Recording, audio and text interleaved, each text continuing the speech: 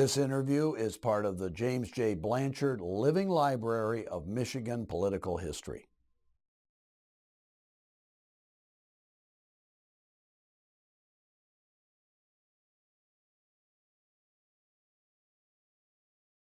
This is Monday, June 26, 1995, and with me is Adelaide Hart. Adelaide Hart is now in the Mercy Brook in Rochester Hills, and Adelaide is a person in her own right. She's been a real important cog in Michigan political history.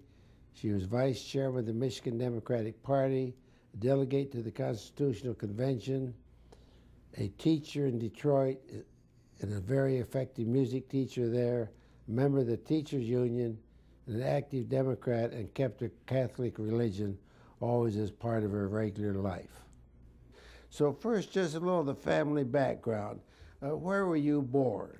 Born in Saginaw.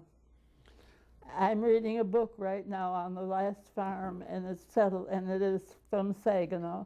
Then when did you move to Charlotte?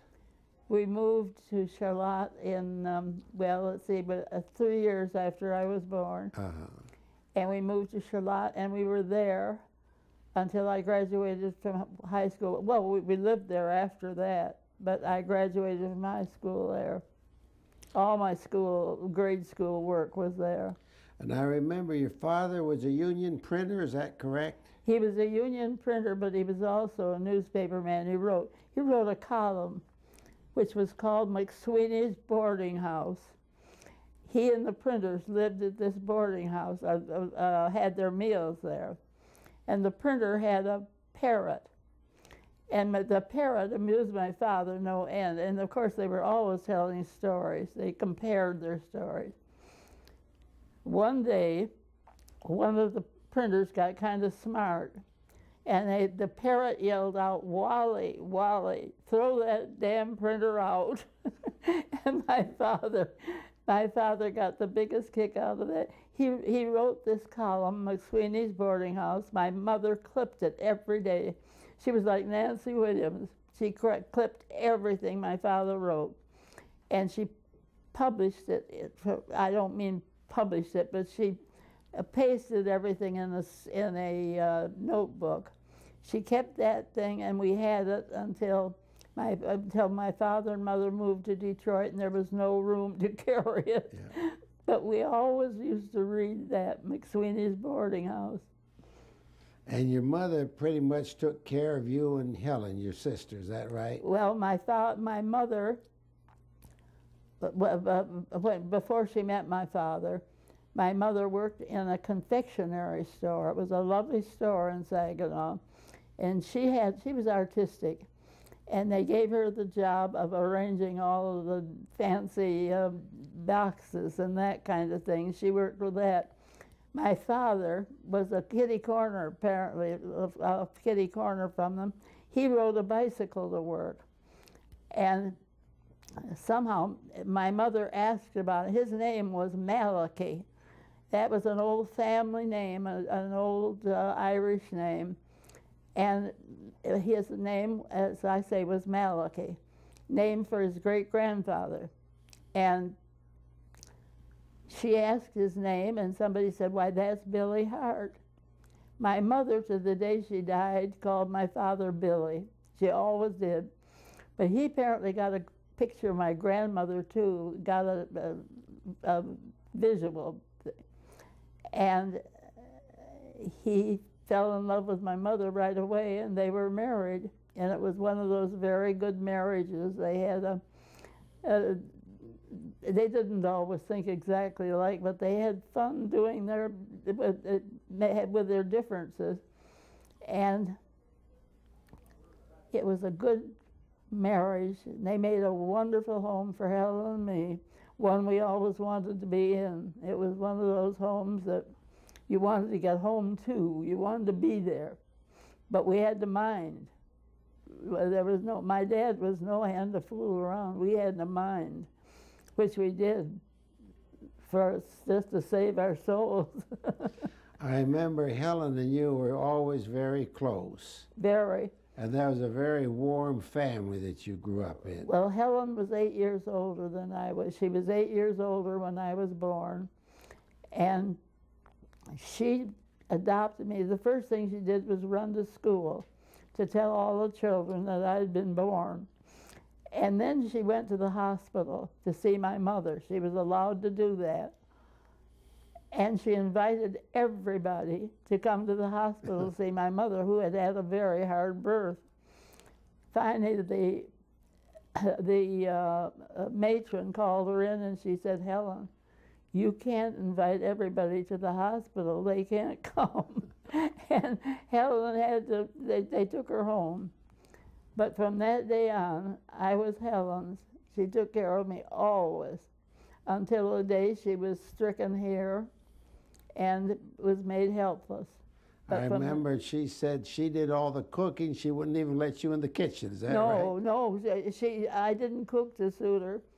I played the violin. That was my job. I played the violin and I practiced an awful lot, and she oversaw that. And but she wasn't repressive with me. I saw my first great and heard my first great violinist with Helen. She took me to Lansing, where she taught, and I heard him. Then she took me to see the theater, to see things in the theater. Lansing got some very good shows, and I went to the theater with her. I saw one after another, the great musician. The story was bound around him. All these things I saw with her. And the Bluebird of Paradise was one that I saw. And you did the driving for the two of you, didn't you? We didn't drive. I did the driving, You yes. did the driving. She never would. My father taught me. Yeah.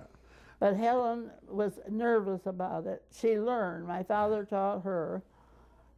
But she never was secure driving. So I always did the driving. I remember one time the two of you were at a meeting, and Helen was, you may remember this, was helping you hang up your coat and take your rubbers off, and I said I wanted to introduce Helen Hart, and she brought along with her her baby sister Adelaide. And everybody laughed because they knew just how close the two of you were. We were very, very close till the day she died. It's a wonderful relationship. Yeah. Now let's jump a little bit. I wanted to get on. You went to Western Michigan College for your education degree? Yes, I did, but before that, I went down to Monroe to the academy, and I was there for 2 years. I was studying violin and majoring in violin, and my course was a lot of music. It was a very different atmosphere for me. Then I went down, went for the second year, and the second year I seemed to have, physically I failed, and the doctor caught me out on the tennis court, and he came and brought me in and sent me in, and went to the sisters and said I wasn't to be allowed on the tennis court, that I wasn't able to do it. They finally came to the conclusion that I was getting too many hours of violin. I was practicing some days 5 hours a day. And so I was sent home. And I stayed there for the better part of a year. And it was lonesome. Everybody was away at college. All my friends were gone away to school. And it was hard to find a place to practice. And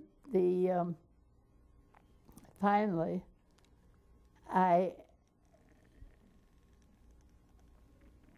wait a minute here.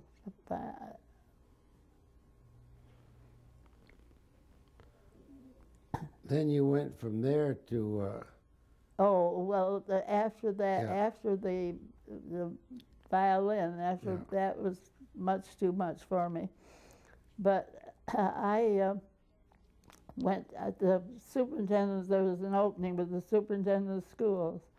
And I went up, he was an old friend of mine. I used to take my report card to him every week, or every month, and have him look at it and see whether it was all right. He lived across the street from us. Everybody lived across the street from everybody else in Charlotte.